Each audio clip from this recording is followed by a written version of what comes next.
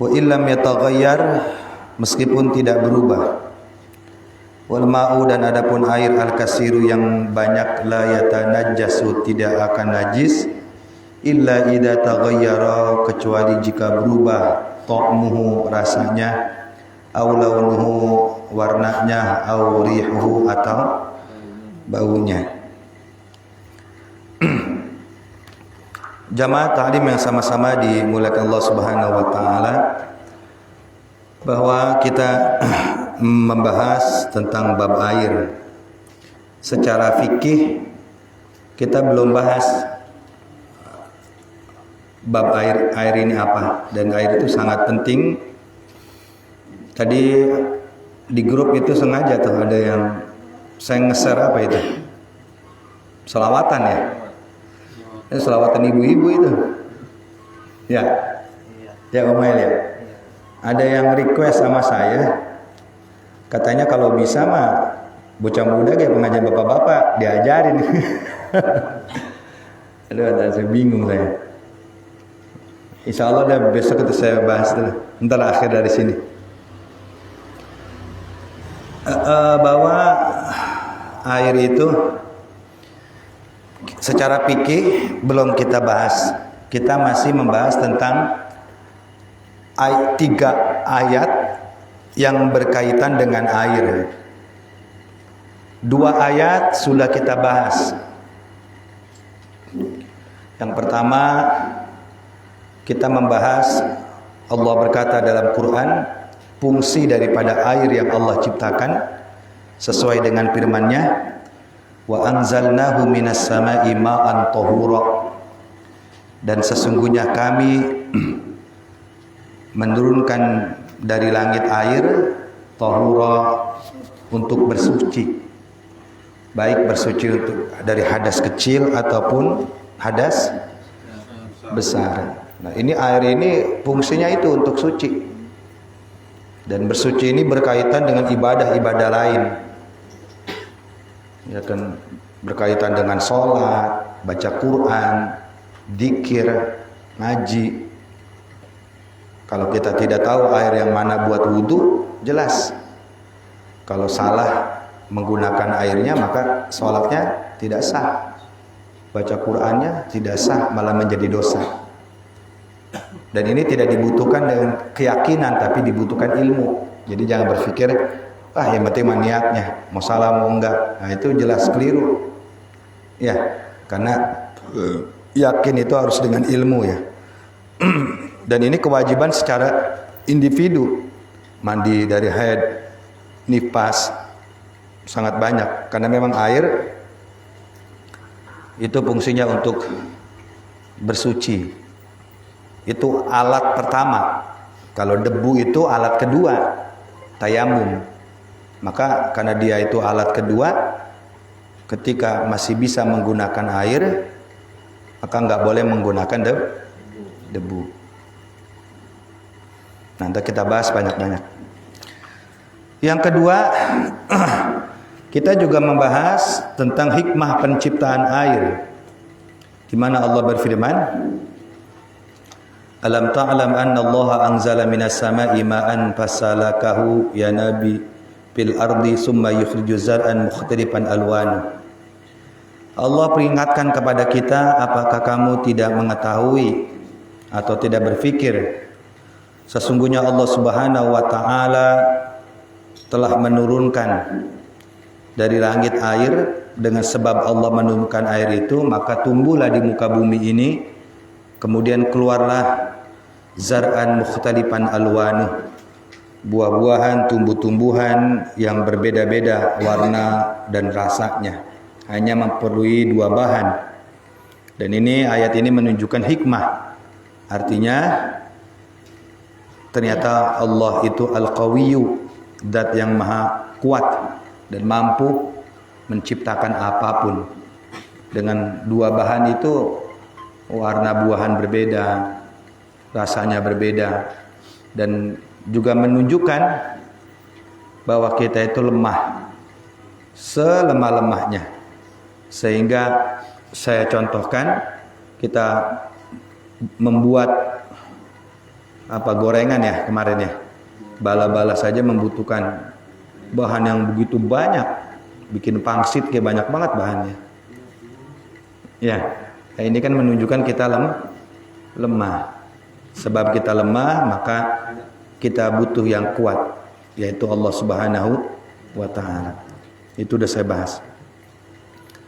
Dan yang ketiga, kita masih membahas tentang tafsir ayat surat Al-Kahfi ayat 45. Dilihat itu. Dalam tafsir ini, tafsir itu artinya penjelasan. Menjelaskan tentang ayat. Kalau arti berbeda. Makanya ada kalimat, kalau perempuan yang haid nipas, laki-laki yang junub, kalau megang Quran mah yang terjemah boleh katanya. Kagak punya wudu ge. Maka saya jawab nggak boleh. Tetap hukumnya haram. Kedua, alasannya lucu. Apa alasannya? Syaratnya kalau terjemahnya lebih banyak dari Qur'annya. Nah, ini nggak masuk akal. Kenapa nggak masuk akal? Karena arti dengan Arab itu tidak ada yang lebih banyak dan tidak ada yang lebih sedikit. Karena arti itu ya sesuai dengan Arabnya kan. Alhamdulillahirabbil alamin. Artinya segala puji bagi Allah Tuhan pencipta alam semesta. Banyakan mana itu? Banyak artinya. Kan dia ngartiin Arabnya. Kok bisa disebut banyakan artinya? Kan dia mengartikan Arab. Kok bisa lebih banyak? Dari mana?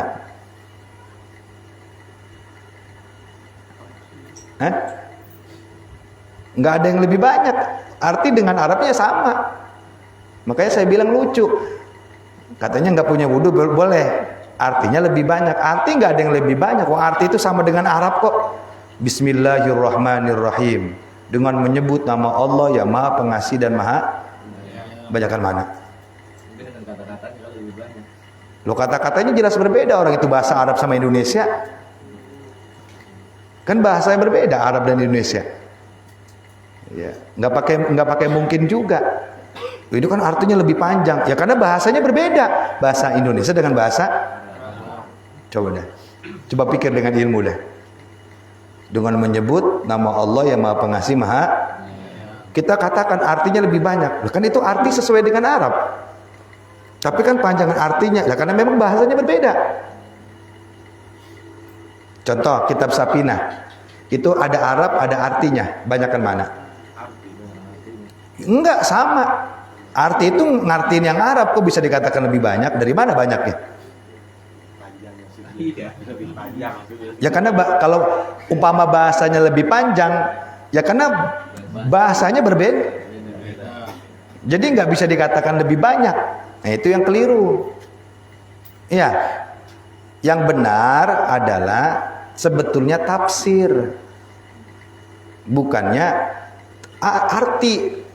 Jadi orang tidak punya wudu, perempuan haid nipas boleh memegang Al-Quran jika tafsirnya, tafsir itu penjelasan bukan arti.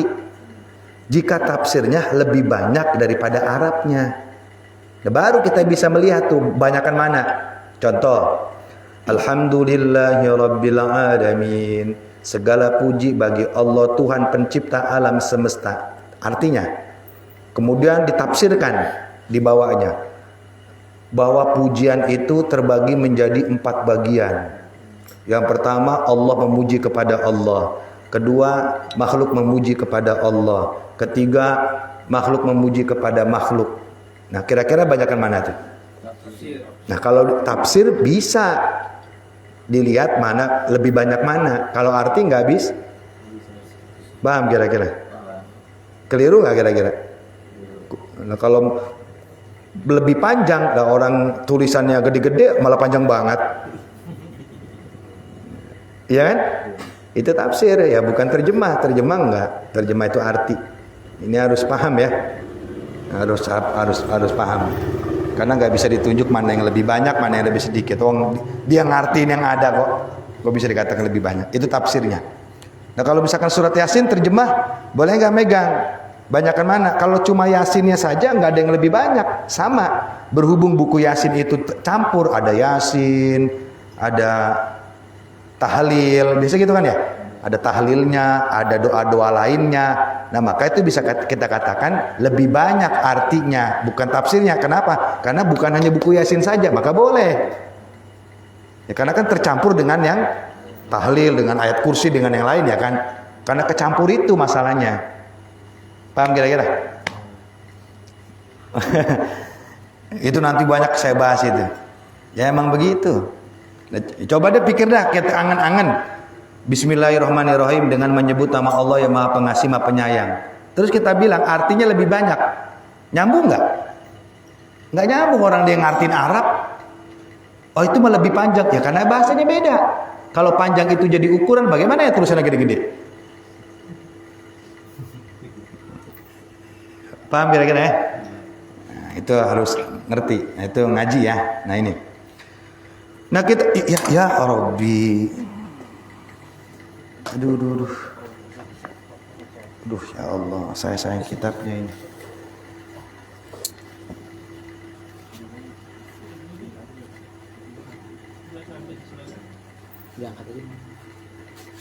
Awas sobek.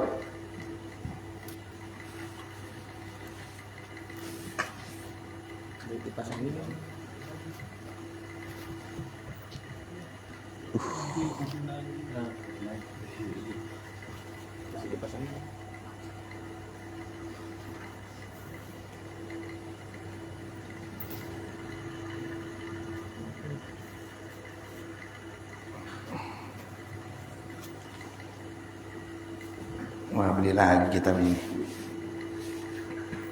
Oke ya, kita lanjut. Jadi kita masih membahas nantilah itu di bab head itu saya bahas itu. Karena itu sangat penting. Nah, kemudian kita membahas tentang tafsir ayat surat Al-Kahfi ayat 45. Di mana Allah Subhanahu wa taala menjelaskan bahwa di dalam Quran surat Al-Kahfi ini tafsirnya tafsir Al-Qurtubi, kitab Jami'ul Ahkam, Al-Jami'u li Ahkamil Quran li Qurtubi, tafsir Al-Qurtubi juz pertama halaman 400 juz 10 halaman 412. Ini kalau nggak ada yang tuanya rada ribet saya ngomongnya. Bahwa Allah berkata dalam surat Al-Kahfi ayat 45, Bismillahirrahmanirrahim, wadrib lahum masalal hayatid dunya kama in anzalnahu minas sama'i. Allah berkata wadrib lahum, berikan lahum kepada mereka masalal hayatid dunya, perumpamaan hidup di dunia ini, kamain, seperti air, anzalnahu, yang kami turunkan dari langit. Nah Allah berkata dalam Al-Kahfi ini, berikan perumpamaan kepada mereka masalal hayatid dunya kamain anzalnahu minas sama'i. Kehidupan di dunia, kehidupan kita di dunia ini itu seperti air yang Allah turunkan dari langit. Itu yang memberikan perumpamaan Allah. Karena itu surat Al-Kahfi. Nah, Al-Quran itu adalah firman Allah. Jadi Allah yang memberikan perumpamaan. Lantas bagaimana hidup kita ini ditasyabuhkan, diserupai atau sama dengan seperti air yang Allah turunkan di dunia? Maka di dalam kitab Al-Jami'u li Ahkamil Quran, kitab Jami'ul Ahkam tafsir Al-Qurtubi, juz ke-10 halaman 412. Di sini. Halaman 12, Al-Imam Qurtubi ini menjelaskan ayat ini ada 4. Tuh namanya tafsir tuh. Ada kan aplikasinya? Tuh ayatnya makan ini, tapi tafsirnya banyak. Banyakan mana nih Quran nama tafsirnya? Ayatnya cuma sebaris kan, tapi tafsirnya Nah itu bisa dihitung, itu namanya tafsir ya. Makanya harus merujuk. Kita mah tinggal ngikutin. Kalau ulama dulu mah menciptakan ilmu, karya ilmu ya, buktinya kitab-kitabnya banyak. Tinggal ngikutin doang, baca kitabnya. Nggak bisa baca kitabnya, ngikutin yang arti, udah selesai urusan. Nah ini. Wa kadzalika, apa maksudnya? Allah mentafsir apa di dalam soal Kahfi ini, hidup di dunia seperti air yang Allah turunkan. Maka yang ada 4 tafsir dalam ada 4 penjelasan. Yang pertama kemarin yang saya bahas adalah yang kemarin, itu yang pertama. Li'annal ma'a la yastaqiru fi mawadhi'in. Kadzalika ad-dunya la tabqa 'ala halin wahidatin. Pertama Imam Al-Qurtubi, bukan saya yang mentafsirkan, tapi Imam Al-Qurtubi.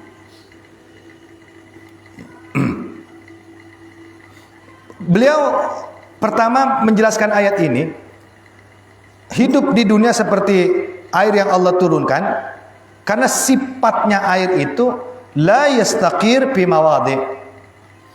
Air itu tidak akan menetap di dalam satu tempat. Yang kemarin ya, air tidak menetap dalam satu tempat. Air laut, air kali, air sungai, dia selalu bergantian. Yang lewat, udah lewat mana, datang lagi.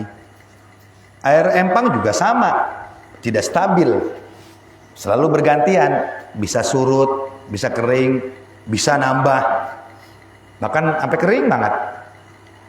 Ya, berarti kan dia tidak bisa menetap di dalam satu tempat, selalu berubah. Maknanya apa? Itu air. Karena kan ini Allah mengumpamakan hidup kita seperti air, maka disebut air itu tidak bisa menetap. Kadzalika dunya, begitu juga kehidupan kita di dunia, la tabqa ala halin wahidatin. Sama seperti kita hidup di dunia ini. Hidup di dunia ini la tabqa ala halin wahidatin. Kehidupan kita ini tidak akan kekal dalam satu kondisi. Wahidah kan satu. Wahidun. Hidup kita di dunia ini tidak akan kekal dalam satu kondisi. Maka dalam satu keadaan pasti dia berubah. Mana buktinya? Orang tidak bisa mempertahankan muda, pasti tua. Ya kan? Orang tidak bisa mempertahankan sehat, pasti akan menjumpai sakit. Siapa yang bisa mempertahankan? Nggak ada. Maka sama seperti air, tidak akan menetap. Nah, hidup di dunia ini nggak bisa. Orang itu bisa menghargai waktu sehat itu.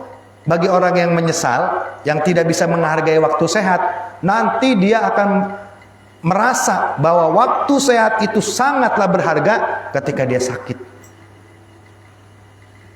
Nah, makanya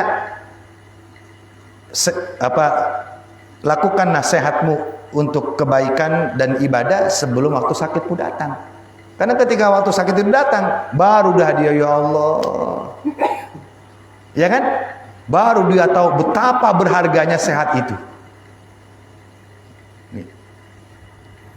Nah, sebab maka kita nggak boleh menyia-nyiakan itu.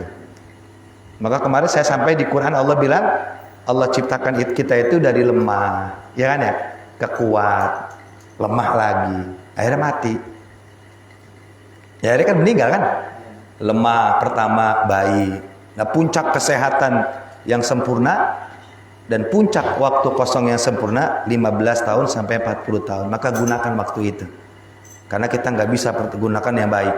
Nah, orang yang berpoya-poya menganggap bahwa kalau pantun waktu muda, kelapa muda dikupasin, masa muda puas-puasin, waktu tua tinggal taubatin. Nah, itu salah. Kalau waktu muda dipuas-puasin, artinya tidak menghargai waktu.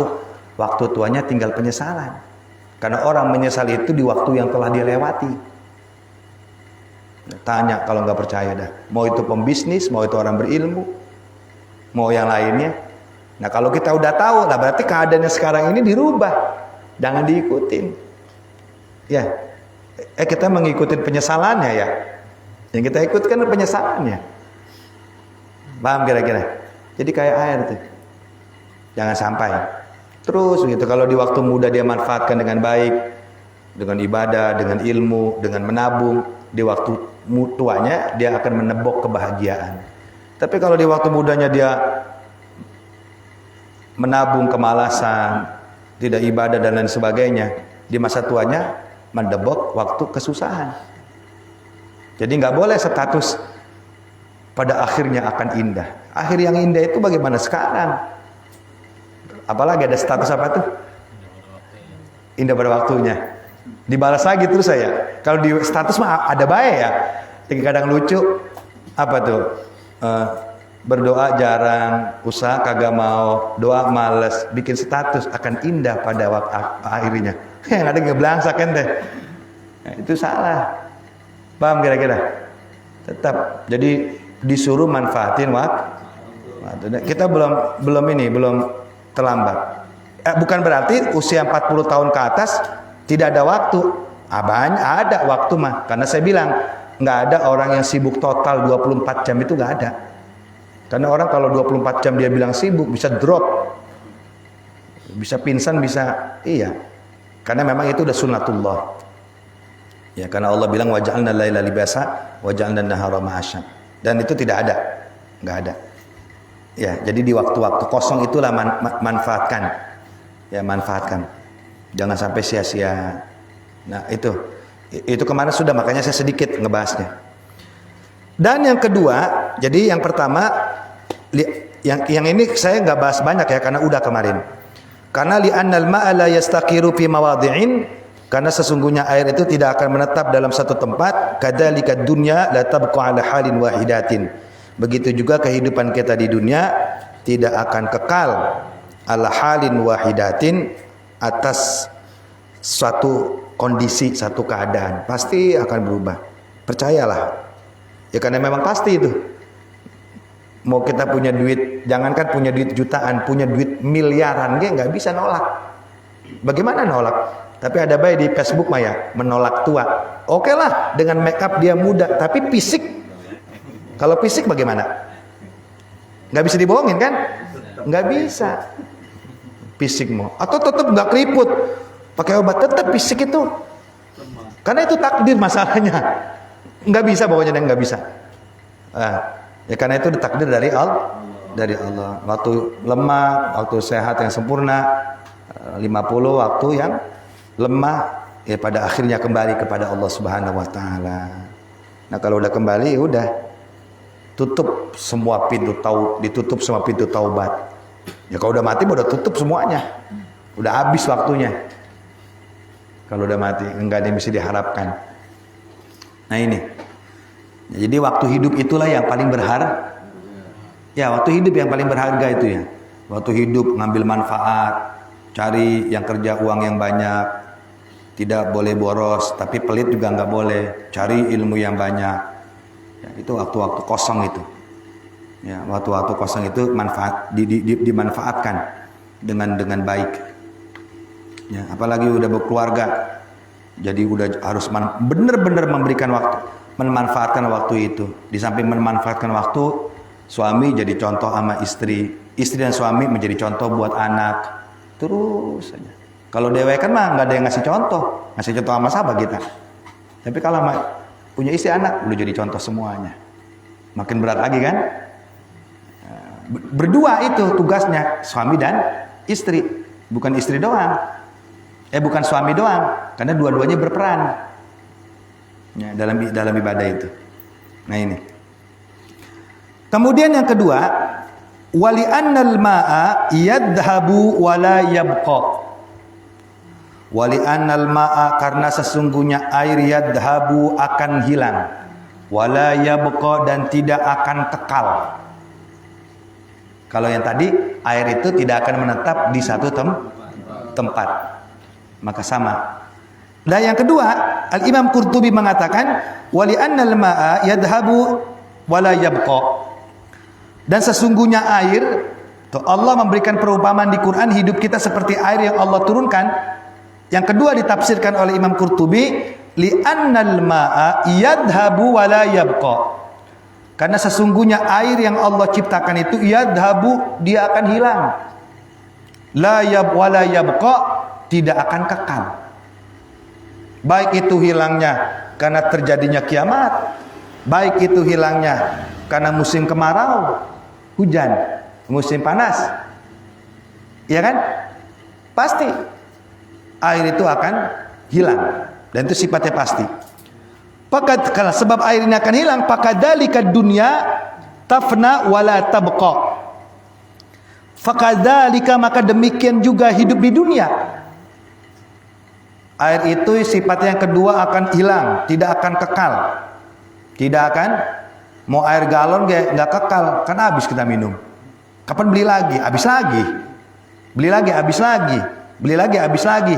Beli lagi, mati airnya kita, habis juga. Nah, ya, ya. Air itu tidak akan kekal, akan hilang, tidak akan kekal. Fakadzalika dunya, begitu juga hidup kita di dunia. Tafna wala tabqa. Hidup kita di dunia juga tafna, akan hancur, akan hilang, akan musnah. La tabqa, nggak akan kekal. Air akan hilang. Begitu juga hidup kita di dunia akan musnah. La tabqa, tidak akan kekal. Siapa yang orang hidup kekal di dunia? Ahli ibadah, ahli maksiat, semua akan mati menghadap Allah Subhanahu. Dan itu nggak bisa ditolak, nggak bisa dibayar. Nah, artinya di sini Allah ingin menyampaikan kepada kita, kita sadar bahwa kita ini akan hilang, yang muda, yang tua, semua. Kalau saya bahas di bab di tempat tahlil itu dengan kalimat, kita itu nggak perlu takut dengan mati, karena mati sifatnya pasti. Ya, kita takut sama mati, ya mati. Nggak takut? Nah, sama aja kan ya. Jadi yang perlu dikhawatirkan, yang ditakuti bukan kematian itu, tapi apa? Persiapan menghadapi kematian itu. Karena itu sifatnya pasti. Nah, ada juga secara umum orang itu khawatir, orang itu takut kalau yang kita tidak tahu. Dagang besok rame apa kagak. Sebab nggak tahu kan, maka kita usaha dan berharap agar ramai. Karena nggak tahu. Coba kalau kita tahu dagang besok bakal rugi, nggak bakal dagang. Coba kalau kita tahu besok dagang akan untung, pasti dagang. Sebab kagak tahu untung atau rugi, maka kita itu hal yang tidak tahu. Nah, kalau kematian, ya kan, itu hal yang pasti. Jadi nggak perlu takut dengan itu. Tapi apa persiapan kita? Itu yang perlu dijawab. Karena kehidupan inilah yang akan diperhitungkan amal baik dan buruknya, bukan mati. Maka kemarin saya singgung, ketika ada ulama besar, ketika ada di tempat kita, di lingkungan kita, kita tidak pernah mengambil manfaat ilmunya. Giliran matinya membawa juaranya rajin banget. Lagi hidupnya kemana? Ya kan? Nggak pernah kita mengambil manfaatnya. Ya bukan berarti tidak boleh ziarah, bukan. Tapi manfaat hidup itu lebih bagus. Karena orang menyebarkan Islam, mencari duit, menjadi pedagang, itu di masa hidup, bukan di masa mati. Nah kalau mati udah kagak ngaji, udah kagak dagang. Lalu udah mati dagang gue ya gimana ceritanya? Ya kan? Udah mati ngaji gue begini. Enggak, cuma di dunia doang. Ngaji begini. Meninggal udah nggak ada ngaji, nggak ada sholat, udah nikmat. Yang di surga, yang di neraka ya sengsara kan begitu. Paham kira-kira? Tahu tuh, iya. Kita hidup, air itu tidak akan hilang, air itu akan hilang, tidak akan kekal. Begitu juga di dunia akan rusak, tidak akan kekal. Kalau kita tahu kehidupan kita tidak akan kekal, maka bagi yang cerdas, bagi orang cerdas itu mestinya mencari masa depan yang indah. Kita kan berharap agar masa depan kita itu bahagia, betul nggak? Masa depan yang mana? Emang punya masa depan? Nanti kalau saya udah 60 tahun, ya udah kayak mati. Di dunia nggak ada masa depan. Masa depan yang jelas itu dunia akhirat, negeri akhirat. Nggak nemuin mati udah. Kita ngumpulin uang sekarang. Ini bicara duit dah. Nabung ini, nabung ini, nabung ini. Kita mati, yang nikmatin anak kita. Kita kagak nikmatin. Iya kan? Kita besarin anak cewek, kita sayang, udah gede dibawa sama suaminya. Mana kita nikmatin? Laki-laki juga sama. Kalau enggak, gue mah anak gue nggak boleh kawin. Lo ngapa lo enak banget gue yang ngempanin, gue didik, tahu-tahu nikah dibawa sama orang. Kan nggak ada begitu. Iya kan? Mana coba? Nah, berarti masa depan kita mengharapkan kebahagiaan. Kebahagiaan itu kebahagiaan yang tidak berubah. Orang kalau mengharapkan masa depan yang bahagia dan kebahagiaannya berubah, kan cetek harapannya. Kita bahagia dikasih duit 5-10 juta, tapi ditembak mati, mau? Buat apa kan ya? Hanya menikmati kebahagiaan sementara. Pun urusan kita di dunia begitu, karena kebahagiaan itu nggak boleh berubah. Di mana kebahagiaan nggak berubah? Di akhirat. Karena di surga nggak ada orang sengsara. Sama begini, sama percis. Ya bukan berarti nggak boleh nyari dunia, bukan. Wajib cari dunia, tapi tujuannya akhirat. Gitu loh. Tujuannya akhirat. Maka kan ada kalimat begini. Ada kalimat orang yang menunjukkan urusan, jangan kamu menunjukkan urusan dunia kepada orang lain. Barang siapa yang menunjukkan urusan dunia, maka dia menipumu. Barang siapa yang menunjukkan urusan dunia, berarti urusan dunia ini dagang, kerja. Barang siapa yang menunjukkan urusan dunia, ini jangan salah paham nih. Barang siapa yang menunjukkan urusan dunia, maka dia menipumu. Maksudnya apa? Apa kita nggak boleh belajar dagang seperti apa, menjadi PNS seperti apa, jadi karya seperti apa? Itu bukan sebatas boleh, itu wajib hukumnya. Artinya begini, jangan menunjukkan urusan atau kerjaan kita itu hanya sebatas dunia saja. Kita terkadang jangankan urusan dunia, bahkan urusan ibadah pun, tapi tujuannya dunia, itu yang nggak boleh. Bukan akhirat. Lu dekat sama gua, kalau dekat sama gua mah, kalau ada yang mati orang kaya, gua ajak lu, amplopnya gede. Ngaji itu kan ibadah, tapi urusannya itu menipu sebetulnya. Coba kalau nggak diajak, ngambek ntar. Ya, tapi ada nilai ibadah. Oh, diarahkan nih punya duit, sisihin sedekah, sisihin yang lainnya. Itu maksudnya. Jadi jangan dipahami kiai wali itu nggak butuh dunia, tapi dia mengontrol dunianya untuk Allah. Itu maksudnya. Paham kira-kira ya? Malah hukumnya wajib. Saya berkali-kali nanya hukum dagang seperti apa. Nah itu.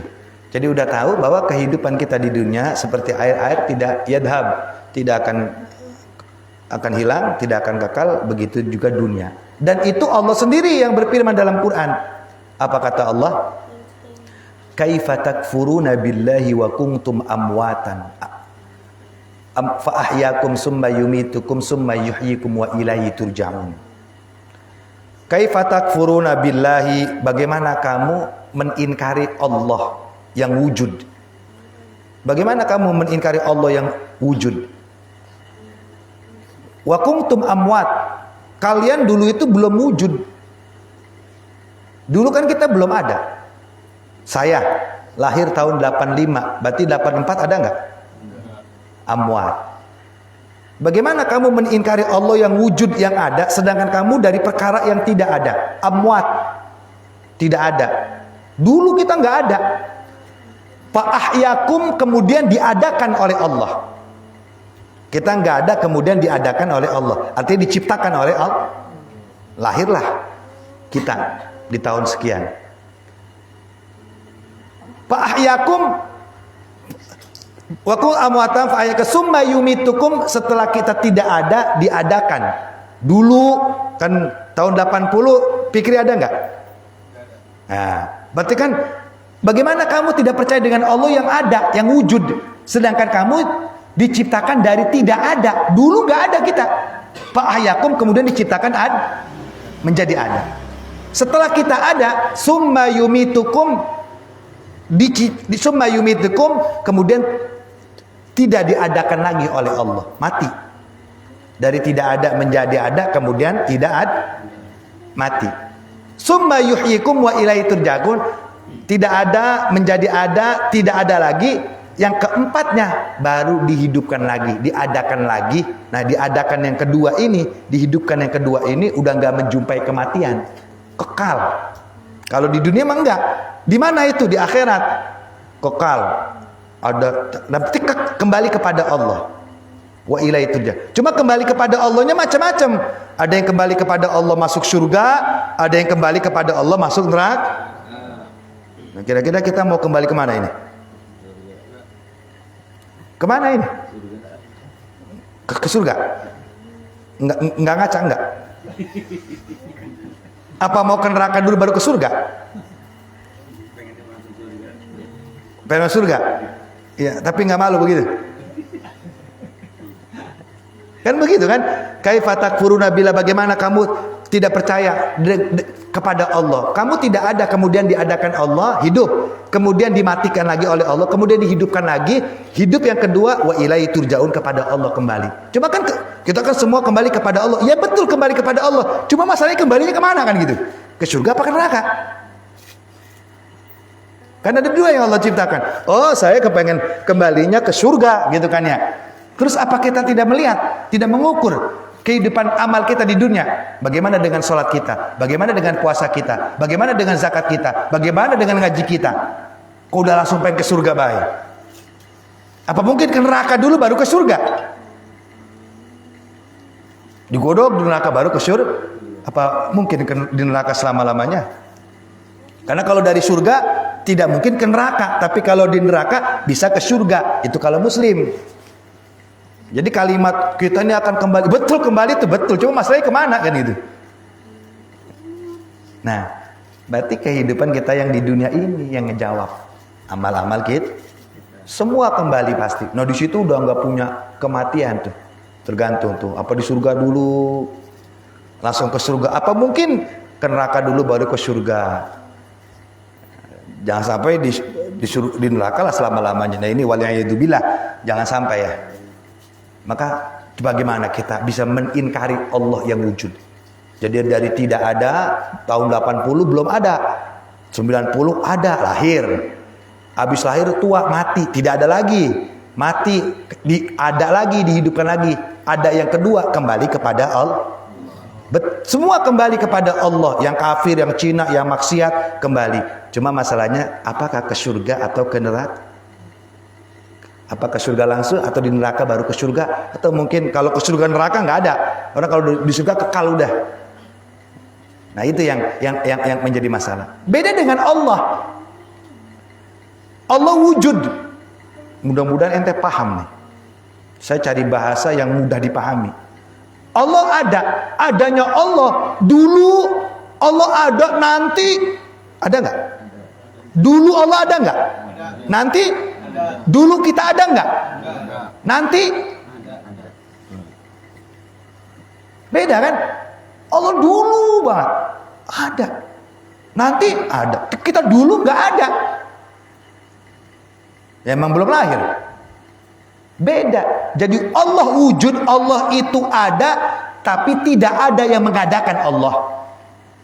Allah wujud, Allah ada, tapi tidak ada yang mengadakan Allah. Dan adanya Allah itu selalu ada. Paham gak? Saya ulang ini. Allah itu ada. Adanya Allah tidak ada yang mengadakan. Dan adanya Allah selalu ada. Allah ada, tapi Allah tidak ada yang mengadakan. Artinya tidak ada yang menciptakan. Dulu ada, nanti ada, nanti lagi ada. Kita dulu ada, sekarang dulu tidak ada, sekarang nanti nggak ada, mati kan di dunia. Beda kan? Jadi adanya Allah selalu ada. Nah kita mah adanya diadakan. Apa diadakannya? Sebab ada orang tua kita. Ada. Udah ada, tiadakan lagi, mati. Makanya, jadi kalau adanya kita itu berbeda dengan Allah. Kita dari tidak ada menjadi ada. Dari ada, tidak ada lagi, mati, baru ada. Kalau Allah dulu ada, nanti ada terus. Makanya Allah itu ada tanpa yang mengadakan dan Allah selalu ada.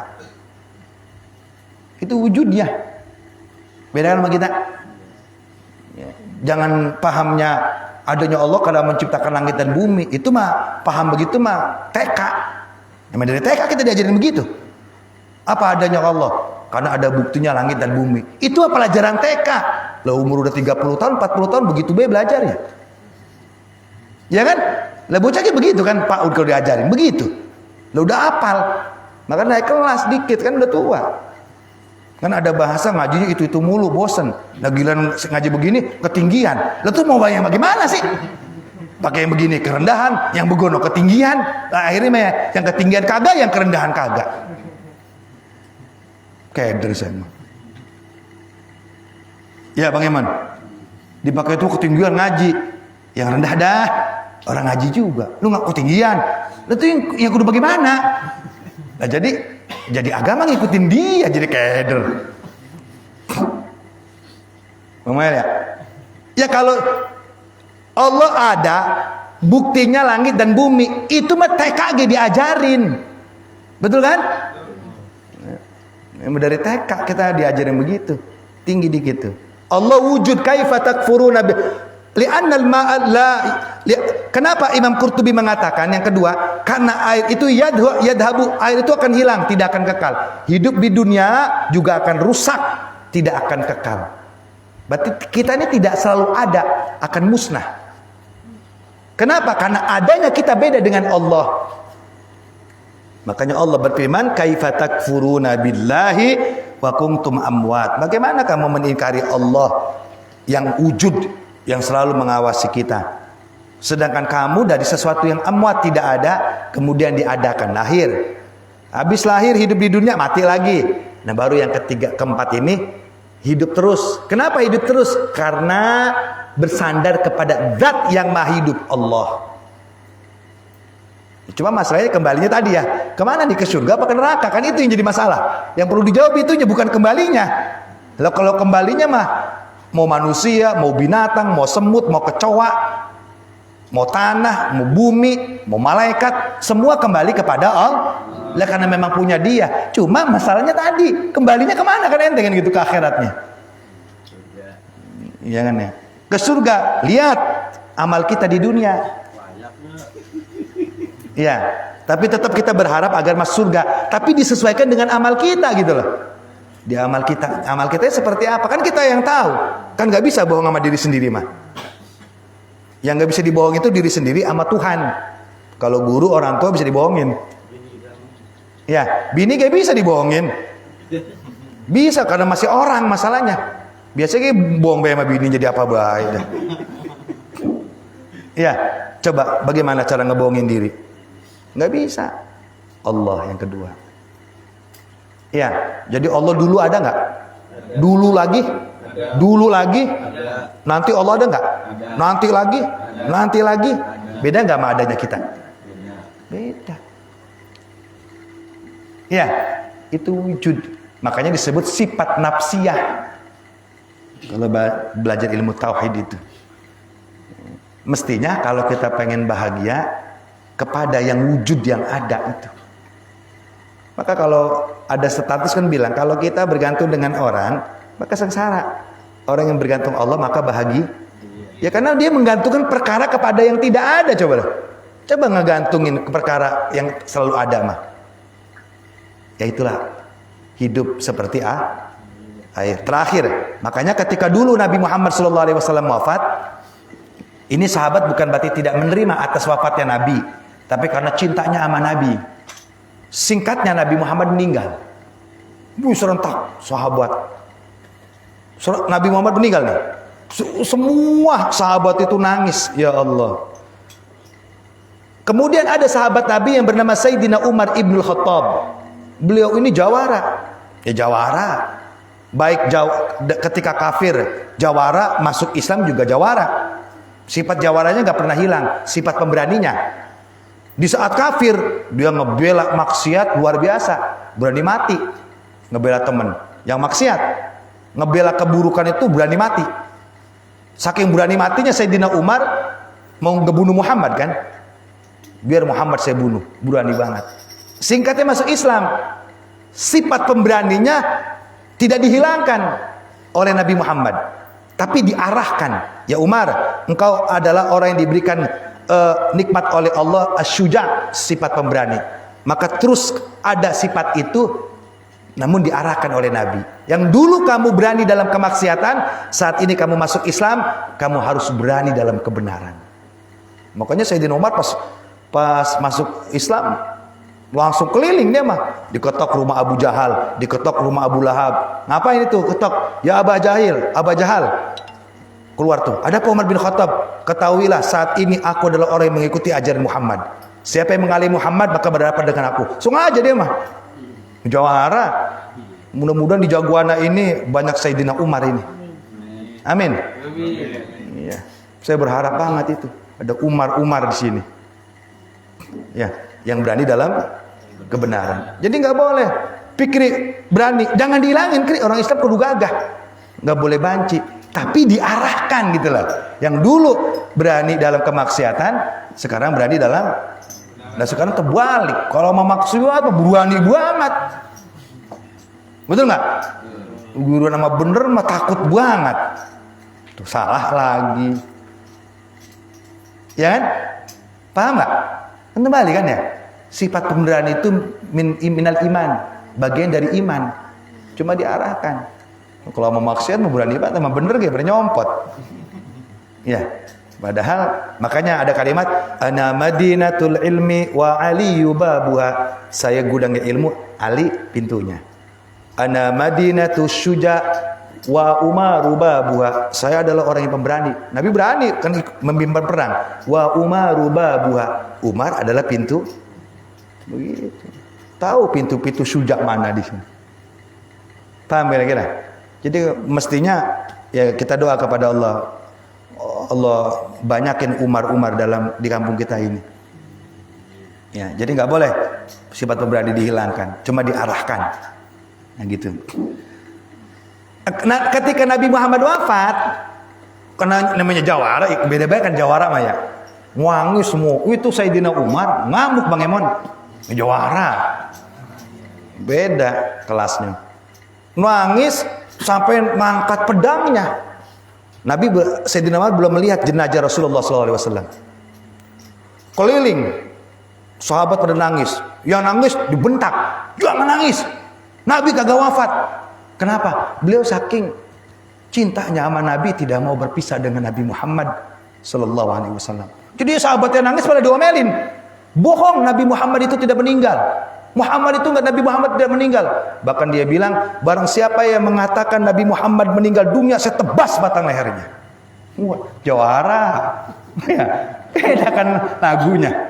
Lu bilang kalau Nabi Muhammad meninggal, saya tebas batang lehernya. Saking enggak rela berpisah dengan Nabi Muhammad. Ya Allah, Umar tuh. Jawaranya kota Mekah itu. Itu di kitab-kitab ada itu di Abi Jamrah. Jadi barang siapa yang mengatakan Nabi Muhammad SAW meninggal dunia, saya tebas batang lehernya. Rasulullah ada nggak meninggal. Ribuan sahabat nggak ada yang berani ngeberhentiin Sayyidina Umar. Loh, sampai megang pedang coba. Waduh, Umar ngamuk bahaya. Dipegang bisa kebacok kita. Lu jawara ngamuk kan? Siapa terus yang bisa mendiamkan Sayyidina Umar? Bingung sahabat ini bagaimana ngedieminnya. Karena tahu sifat Sayyidina Umar. Intinya beliau bukan tidak menerima wafatnya Nabi, saking tidak mau berpisah dengan Nabi. Itulah sampai enggak, ya Allah, saya tebas batang lehernya. Akhirnya sahabat punya inisiatif, oh iya, Umar ini takluknya dengan Sayyidina Abu Bakar. Karena Abu Bakar itu tidak sepemberani Umar, tapi marwahnya, wibawanya mengalahkan Sayyidina Dilapor sama Sayyidina Abu Bakar. Ya, wahai Abu Bakar, Umar ngamuk. Diceritakan seperti itu. Keluar Abu Bakar. Ketika Abu Bakar keluar, ya Umar, uskut. Umar, diam kamu. Kata Abu Bakar. Ketika Abu Bakar ngomong Sayyidina Umar itu disuruh diam, maka Umar ini memalingkan wajahnya ke Sayyidina Abu Bakar dengan mata yang sinis. Ini namanya jawara kan ya? Namanya jawara dengan mata yang sinis. Disitulah Abu Bakar berkata, "Ya Umar, man kana ya'budu Muhammadan." Ini ucapan Sayyidina Abu Bakar. Dipandang Abu Bakar, disuruh diem, mandang Abu Bakar malah sinis kan sampai megang pedang. "Ya Umar," ini ucapan Abu Bakar. "Ya Umar, man kana ya'budu Muhammadan, fa inna Muhammadan qad mata.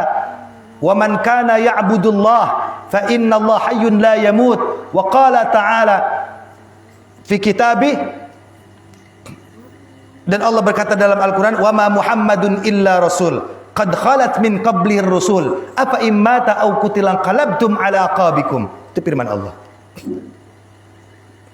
Kalau diterjemahkan, Umar diam. Umar langsung memandang sinis ke Abu Bakar.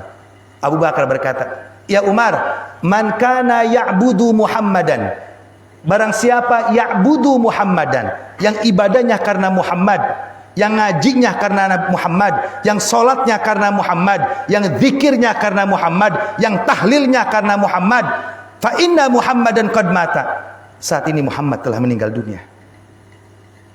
Wa man kana ya'budullah, dan barang siapa yang ngajinya, zikirnya, sodakonya, berbuat baiknya karena Allah, fa innallaha hayyun la yamut.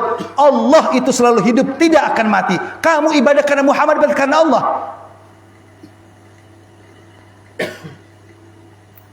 Pedang yang dipegang jatuh. Wa qala ta'ala, dan Abu Bakar berkata, "Wa ma Muhammadun illa rasul." Muhammad itu adalah utusan Allah.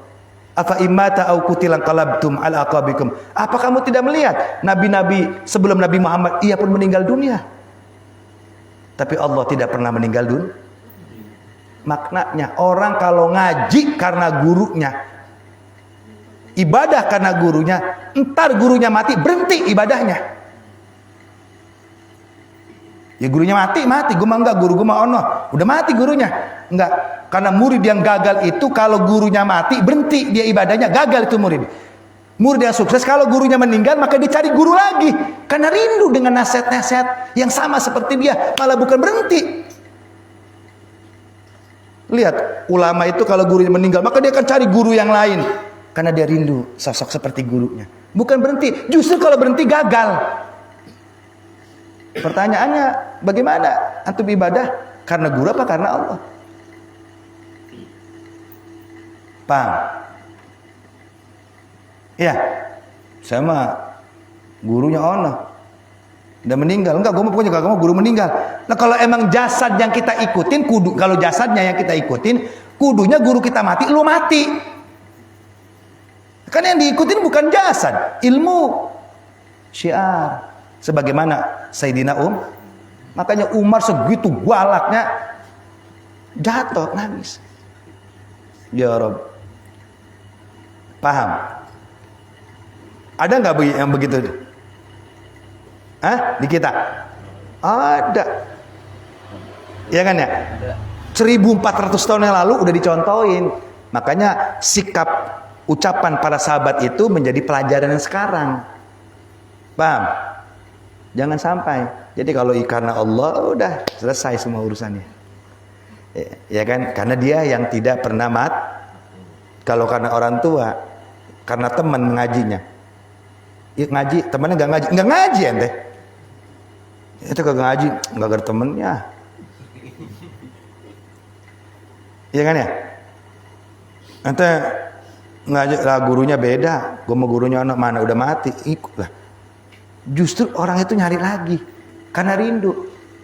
Ya, orang kalau punya bininya mati lah kawin lagi, ya lah karena rindu sosok seperti itu.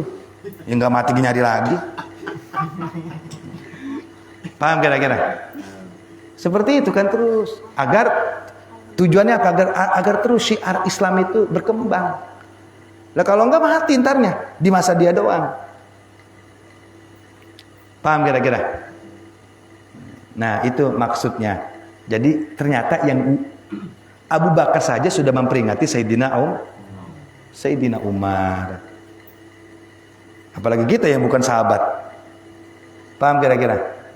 Nah itu maksud. Makanya sering saya katakan seperti itu. Jadi kejadian-kejadian di kita ini sebetulnya sudah ada di Qur'annya, hadisnya. Kalau pribadi saya tidak heran. Cuma manusiawinya kadang berpikir kok kenapa begitu ya. Tapi kalau kita kembali lagi ke ilmu, iya ya. Nah jadi kembali lagi karena dari sana seperti itu. Paham kira-kira? Berarti hidup kita yang kedua seperti air, karena air sifatnya itu yadhab wala yabqa, akan hilang tidak akan kekal. Begitu juga hidup di dunia kita tidak akan rusak, tidak akan kekal. Karena yang kekal hanya Allah. Berarti hidup yang kekal itu yang bersandar kepada Allah. Udah. Dan semua kembali kepada Allah, betul. Tapi masalahnya kemana kembalinya? Ya, apa surga, apa neraka? Saya pengen masuk surga, ya bercerminlah dengan amal kita. Apa mungkin langsung ke neraka dulu? Apa bagaimana? Allah alam dah. Ya, tapi kita berharap ke surga dulu. Tapi kan diukur dari kita. Karena ini kan diperhitungkan. Itu masalahnya. Paham kira-kira? Nah itu, insya Allah bulan depan kita akan bahas yang nomor 3. Wallahu a'lam bishawab. Langsung tutup doa ya. Allahumma sholli ala Muhammad fil awwalin rasulillah ajmain. Hamdan syakirin, hamdan na'imin, hamdan wafina mayuka pamazida. Allahumma iftah alaina futul arifin bi hikmatika wa sawadakirna man nasaina arhamar rahimin. Allahumma ja'al auladana wa auladakum min ahli ilmi wal khair wa la taj'al auladana wa auladakum min ahli syarri wal dhahir. Rabbana atina fid dunya hasanah wa fil akhirati qina adzabannar. Wa sallallahu ala sayyidina Muhammad wa ala ali sayyidina Muhammad. Walhamdulillahirabbil alamin. Assalamualaikum warahmatullahi wabarakatuh. Waalaikumsalam.